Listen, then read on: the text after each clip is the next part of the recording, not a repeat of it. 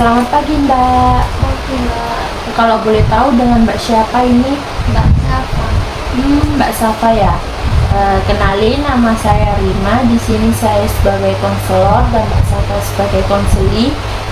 Sesi konseling ini kira-kira akan berlangsung selama kurang lebih 30 menit. Jadi di sini sebelum mulai saya mau menjelaskan beberapa asas yang ada di konseling ini. Jadi di sini itu ada asas kesukarelaan, asas keterbukaan, dan asas kerahasiaan. Jadi asas kesukarelaan itu di sini kita sama-sama melakukan konseling secara sukarela tanpa ada paksaan. Apakah Mbak Safa ada paksaan? Tidak. Tidak ada ya Mbak. Yang kedua ada asas keterbukaan. Jadi di sini Mbak Safa bisa bercerita secara terbuka kepada saya tanpa harus ada yang ditutup-tutupi. Karena di sini juga ada asas kerahasiaan yang bisa menjaga cerita Mbak Safa tidak tersebar kemana-mana. Jadi Mbak Safa bisa bercerita secara terbuka dan merasa aman. Nah, apakah sudah paham Mbak Safa? Sebelumnya nih, bagaimana tadi perjalanan Mbak Safa ke sini? Naik apa dan mungkin kira-kira berapa menit untuk Mbak Safa mencapai ke sini? Saya kesini kebetulan naik motor. Kesini 20 menitan. 20 menitan ya Mbak. Lumayan deket ya berarti Mbak ya. Kalau boleh tahu Mbak Safa tahu konseling ini dari mana? Dari website Instagram itu ada promosi, terus tahu di sini ada konseling. Jadi Mbak Safa tahu dari sosial media ya Mbak. Apakah Mbak Safa sebelumnya pernah melakukan sesi konseling ini? Belum pernah. Belum pernah ya Mbak. Apakah Mbak Safa sudah merasa nyaman duduknya? Nyaman ya Mbak. Kalau boleh tahu nih, kesibukan Mbak Safa akhir-akhir ini ngapain? Bekerja. Mbak Safa bekerja ya. Kalau boleh tahu Mbak Safa bekerja di bidang apa? Produksi. Produksi. Misal kalau Mbak Safa lagi libur ataupun ada waktu luang, kegiatan favorit Mbak Safa ngapain? Membaca buku, belajar masak. Mbak Safa suka belajar ya, masak ya. Kalau boleh tahu, makanan favorit Mbak Safa apa? Teriyaki beef. Beef teriyaki. Terus kalau untuk minuman? Lemon tea. Suka lemon tea ya Mbak Safa. Kalau untuk selera musik Mbak Safa atau musik favorit Mbak Safa ini apa? Face, Terus terus Visie, terus Marcel. Mbak Safa suka yang genre jazz seperti itu ya. Ya. Perasaan Mbak Safa hari ini gimana? Apakah ada yang dirasa seperti Itu produksi kayak bingung aja gitu. Mbak Safa beban campur aduk dan bingung ya? Ya. Untuk hari-hari Mbak Safa belakangan ini, apakah berjalan dengan lancar atau ada kendala? Gimana? Sedikit ada kendala. Sedikit ada kendala ya Mbak. Kalau boleh tahu hubungan Mbak Safa dengan keluarga ataupun dengan teman Mbak Safa itu gimana? Baik, sangat baik. Baik ya, keduanya baik. Baik. Baik dari keluarga maupun teman, hubungannya baik. Nah, kalau untuk orang dekat, yang paling dekat dengan Mbak Safa akhir-akhir ini siapa? Ibu saya sih. Ibu ya Mbak. Kalau yang biasanya itu apa yang membuat Mbak Safa itu merasa nyaman dan kayak aku klop nih sama orang ini pada saat berinteraksi dengan orang? Harus kenal lama lebih dulu sih. Terus yang nggak banyak ngomong atau ngejudge. Oh, jadi Mbak Safa itu bisa nyaman berinteraksi dengan orang itu pada saat orang itu udah kenal lama sama Mbak Safa dan orang itu nggak banyak ngomong ataupun kalau Mbak Safa cerita ngejudge gitu ya. Nah, biasanya yang membuat Mbak Safa itu tidak nyaman nih, biasanya itu apa? Orang itu gimana perlakuannya sama Mbak Safa? yang banyak omong itu sama yang suka ngejudge. Jadi Mbak Safa kalau sama orang yang banyak omong itu Mbak Safa gak nyaman gitu ya. Biasanya kalau Mbak Safa menghadapi situasi tidak nyaman tersebut, apa yang Mbak Safa akan lakukan? Melindungi diri dengan cara diam atau tersenyum aja. Mbak Safa akan diam dan tersenyum kalau Mbak Safa merasa tidak nyaman ya. Nah, apakah Mbak Safa itu pernah merasa gugup ataupun cemas pada saat berinteraksi dengan orang baru? Selalu. Selalu ya Mbak. Kalau berinteraksi dengan orang baru Mbak Safa selalu cemas. Ya, exciting juga. Baik. Nah sekarang bisakah Mbak Safa ceritakan apa yang membuat Mbak Safa ingin datang hari ini? Saya punya masalah sama pasangan saya. Menurut saya ini hubungannya udah kayak toksik gitu, ada perselingkuhan, kekerasan, terus verbal abuse, gitu-gitu. Lalu saya merasa kepercayaan saya ini udah hilang. Saya ingin lepas tapi masih bimbang gitu. Jadi Mbak Safa itu berada di hubungan yang menurut Mbak Safa itu tidak sehat gitu ya. Dan Mbak Safa ingin meninggalkannya, namun Mbak Safa ragu.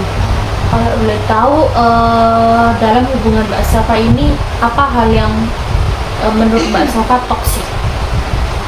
Ya tentang dia selingkuh, menyingkir saya, padahal udah saya maafin beberapa kali, namun dia masih mengulangi hal yang sama. Sampai pada akhirnya saya capek dan membiarkan dia, tapi lama-lama dibiarin nggak sadar-sadar gitu. Lalu juga sering bohong dari hal kecil maupun besar. Lalu saya juga pernah ada suatu ketika orang tuanya ngatain saya gitu, bahwa saya nggak pantas buat anaknya karena saya nggak kuliah, bukan dari keluarga yang agamis seperti anaknya, seperti itu. Jadi bukan dari pacar Mbak Safa sendiri, tapi orang tuanya pacarnya Mbak Safa itu juga melakukan hal toksik gitu ya ke Mbak Safa. Kalau dia tahu apakah hubungan Mbak Safa ini sudah lama? Sudah lama, sekitar 1 tahun 5 bulan. 1 tahun 5 bulan ya. Nah, selain hal-hal yang tadi itu, apakah pacar Mbak Safa itu melakukan hal lain ke Mbak Safa nih? Tentang kekerasan, terus kalau semisal saya putus gitu ya, minta putus itu dia minta balikin barang-barangnya kayak gitu-gitu. Terus kayak intinya saya nggak akan pernah bisa dilepasin gitu sama dia. Jadi bila Mbak Safa ingin minta putus, pacarnya itu seringkali meminta barang yang sudah ia berikan gitu ya. Kalau boleh tahu beberapa apa barang-barang yang pernah dikasihkan? Dulu pernah dikasih handphone, kadang saya nggak minta, dan saya pun menerima itu dengan tidak cuma-cuma. Saya juga mengasih, nge-backup dia saat dia nggak punya uang, saya kasih uang gitu. Jadi ada feedback gitu ya, untuk dia, tapi dia itu kayak merasa dia aja yang effort ke saya gitu. Jadi kayak melupakan kebaikan Mbak Safa juga gitu ya. Kalau boleh tahu tadi Mbak Safa kan bilang kekerasan ya. Kekerasan yang dilakukan pacar Mbak Safa itu apa? Sejauh ini mungkin cuma kayak ditoyor gitu depan orang, terus verbal abuse, kayak gitu aja sih kekerasannya. Begitu ya. Kedengarannya Mbak Safa itu sudah memikul beban ini cukup lama ya.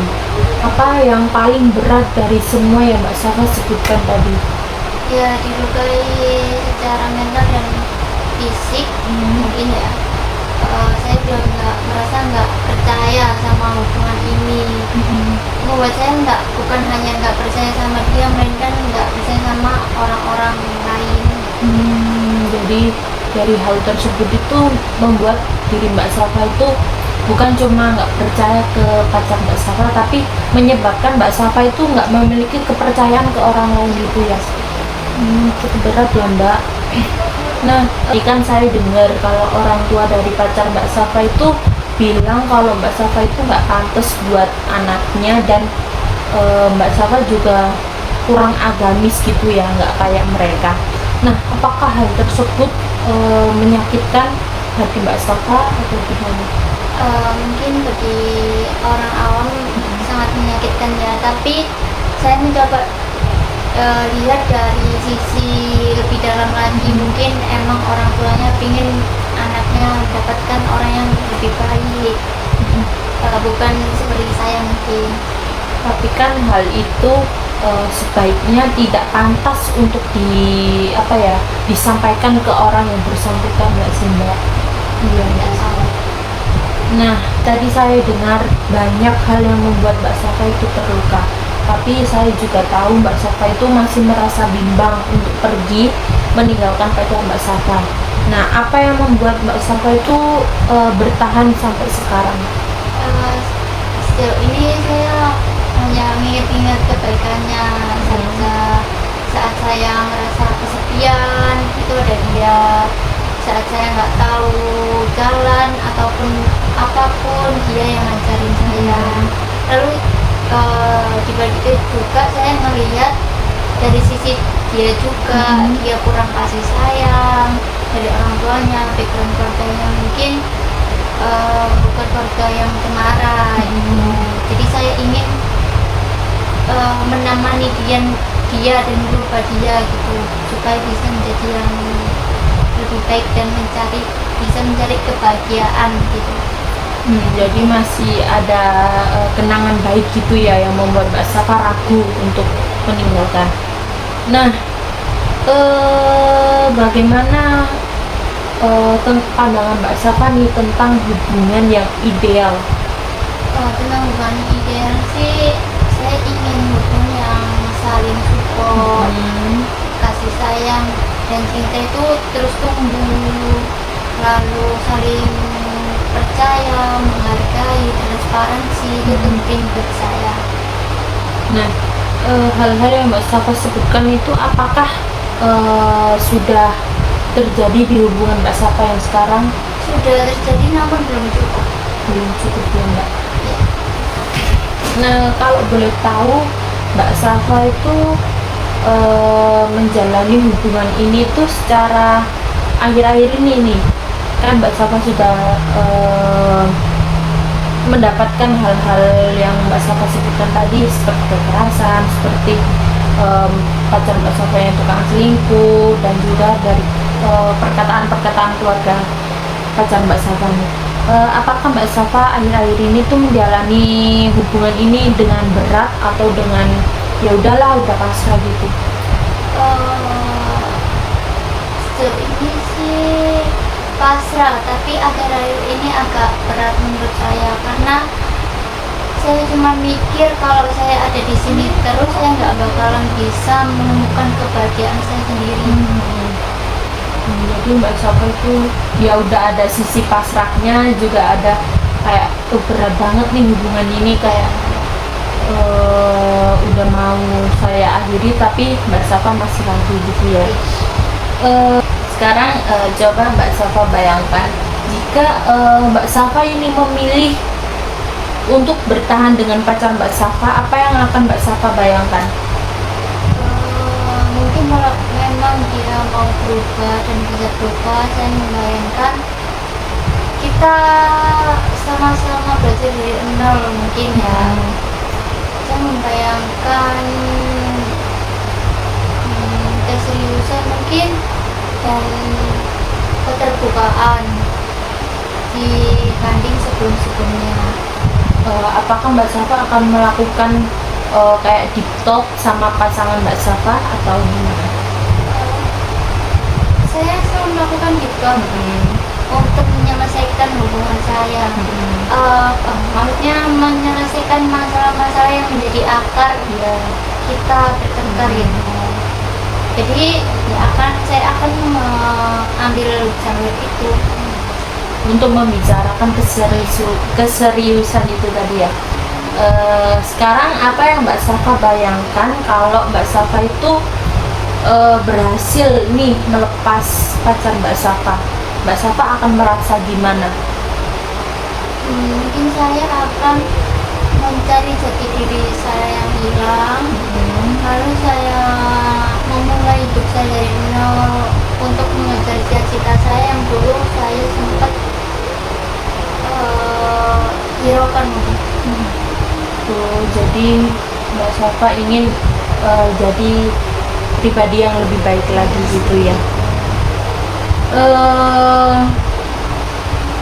Nah, kalau Mbak Safa berhasil melepas pacar Mbak Safa ini, tipe cowok ideal Mbak Safa itu yang gimana?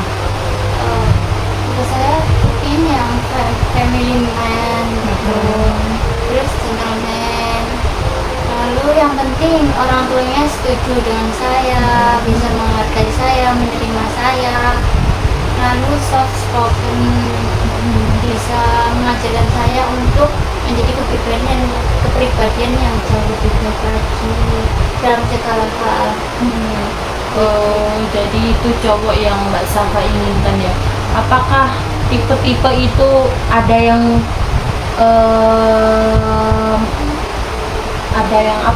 terpenuhi di pacar Mbak Safa yang sekarang? Mungkin untuk sekarang belum ya. Namun kalau kita mencoba untuk ngomong dan memperbaiki, mungkin akan seperti itu. Jadi bisa dirubah gitu ya kira-kira. Berjalannya waktu. Dulu pada saat PDKT, apakah pacar Mbak Safa itu memiliki tanda-tanda untuk melakukan hal-hal buruk yang tadi Mbak Safa bicarakan apa enggak? Sebenarnya ada sih, kayak tanda-tanda dia pernah di satu kejadian dia itu marah karena saya dideketin cowok lain, diajak ngobrol gitu, lalu dia marah, lalu pada saat itu kita kan punya ada janjian untuk pulang bareng-bareng meskipun pakai motor sendiri-sendiri, namun saya ditinggalin gitu aja. Padahal pada saat itu tuh udah jam 2 pagi. Jadi sudah ada tanda ya pada saat waktu PDKT itu. Apakah Mbak Safa pada saat itu masih memaklumi kesalahan tersebut atau gimana? Saya masih memaklumi. Yang saya nggak mau maklumi itu ya bohong dan selingkuh tadi. Jadi pacar Mbak Safa itu melakukan kayak sering bohong sama selingkuh itu pada saat sudah serius pacaran. Iya, seperti itu. Padahal dia tahu saya nggak suka dibohongi, dia tahu saya ada trust issue terhadap laki, tapi dia tega kasih saya rasa itu gitu. Ketika pacar Mbak Safa ketahuan selingkuh nih, Mbak Safa itu melakukan apa ke pacar Mbak Safa? Saya tanya benar-benar, saya suruh dia ngaku, saya suruh dia jujur tanpa saya marah, karena saya pada saat itu hanya bisa menangis. Saya nggak ada yang ngomong kasar ataupun apa, karena juga mungkin itu juga ya bukan yang salah, itu juga kesalahan yang nggak tahu saya akan bisa terjadi itu. Kan tadi Mbak Safa bilang kalau pada saat Mbak Safa mengetahui pacar Mbak Safa selingkuh itu, apakah dia itu tidak mengakui atau kayak bohong kalau dia nggak selingkuh gitu? Dia awalnya benar ya, namun dia akhirnya ngaku dan dia ngasih saya alasan. Ya menurut saya alasan itu nggak make sense buat saya, karena pada saat dia lelah bekerja ataupun apa, saya sangat sangat mencukupi untuk kasih perhatian ke dia, tapi dia memilih untuk selingkuh ke orang lain yang saya nggak bisa ngasih dia itu 1% dari diri saya, dia cari di orang lain. Jadi dia cari kesempurnaan 1% dari diri Mbak Safa itu ke orang lain gitu ya. Seperti itu. Apakah alasan dia melakukan itu alasan tadi kan Mbak Safa bilang alasannya itu nggak make sense ya. Kalau boleh tahu alasannya dia selingkuh itu apa? Katanya sih dia diancam mantannya itu mau bunuh diri, namun dia diajakin ketemunya di hotel sama mantannya. Lalu dia ngomongnya diajakin mabuk di situ. Lalu dia nggak sadar untuk melakukan hal itu. Dan pada saat itu padahal saya menunggu kabar dia sampai saya ketiduran, tapi dia ngomong kalau dia ketiduran padahal dia check in. Jadi pacar Mbak Safa itu bohong kalau dia itu ketiduran gitu ya, padahal dia lagi pergi sama mantannya. Oh, jadi selingkuh sama mantannya Mbak? Iya. Oh, jadi begitu. Nah, untuk tadi kan Mbak Safa juga bilang kalau orang tuanya itu kayak agak nggak setuju sama Mbak Safa. Ya. Pada saat itu apakah orang tuanya itu berbicara langsung ke Mbak Safa atau menyampaikan lewat pacar Mbak Safa? Berbicara langsung. Oh, jadi pada saat Mbak Safa main Ke rumahnya. Lalu mereka ngobrol dengan saya karena mereka tahu mantannya dulu seperti apa. Mereka mungkin aware ke si pacar saya ini supaya nggak melakukan kejadian untuk kedua kalinya. Namun mungkin caranya salah untuk menyampaikan seperti itu ke saya, tidak melihat perasaan orang lain ataupun apa, karena kan mereka nggak melihat anaknya seperti apa dulu, melainkan mereka ngejudge orang yang baru aja kenal anaknya seperti itu. Jadi orang tuanya ngomong langsung hal tersebut ke Mbak Safa gitu ya. Apakah Mbak Safa pernah mencoba untuk ngomong nih ke orang tua pacar Mbak Safa tentang kelakuan anaknya? Oh enggak sih, Nggak pernah. Kenapa? karena menurut saya mau dihidupin kayak apapun nantinya akan terbuka sendiri. Meskipun saya nggak buka itu ya, karena itu mungkin juga bukan porsi saya untuk sampai ke situ. Nah, jadi apakah Mbak Safa itu memendam masalah ini sendiri atau Mbak Safa bercerita ke orang lain? Awalnya saya mendem sendiri, namun saya lama-lama nggak kuat, saya frustasi, namun saya memilih untuk cerita ke orang terdekat saya.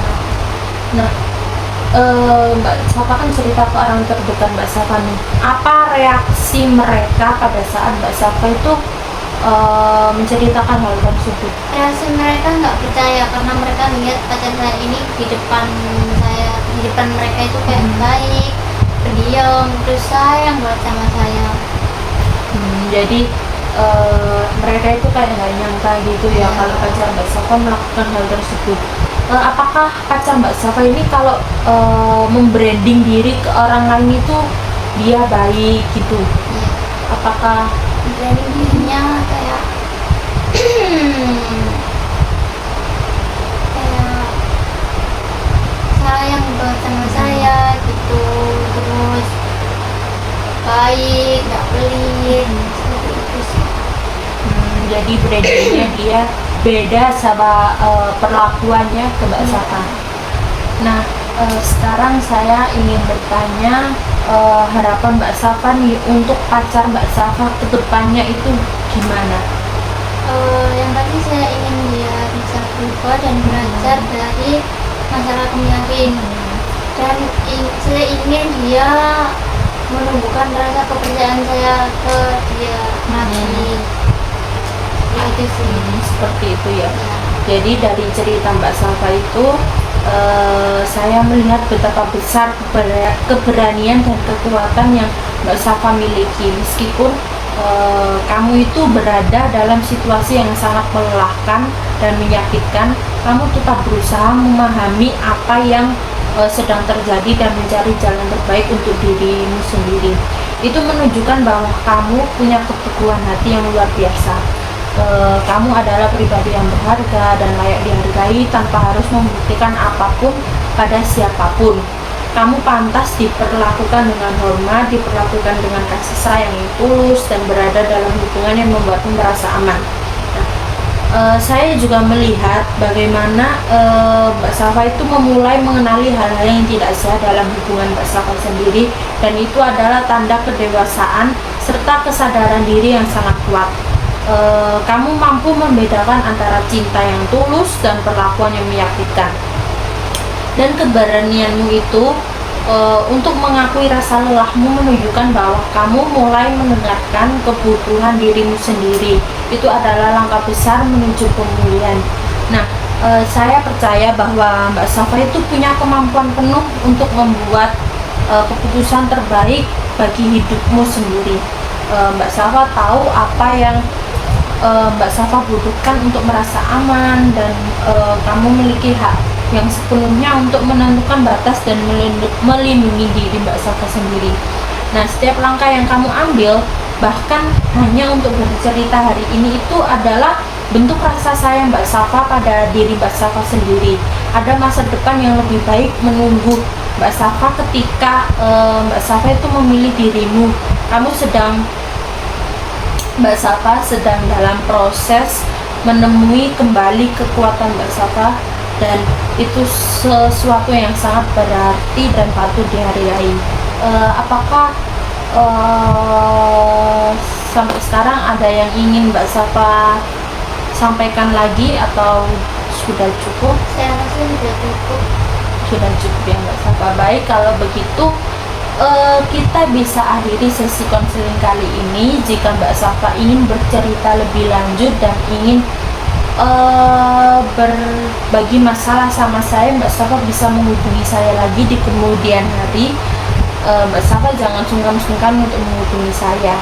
Terima kasih Mbak Safa sudah memberikan kepercayaan Mbak Safa untuk saya menjaga cerita Mbak Safa, dan terima kasih sudah meluangkan waktunya. Hati-hati di jalan Mbak Safa. Terima kasih. Terima kasih.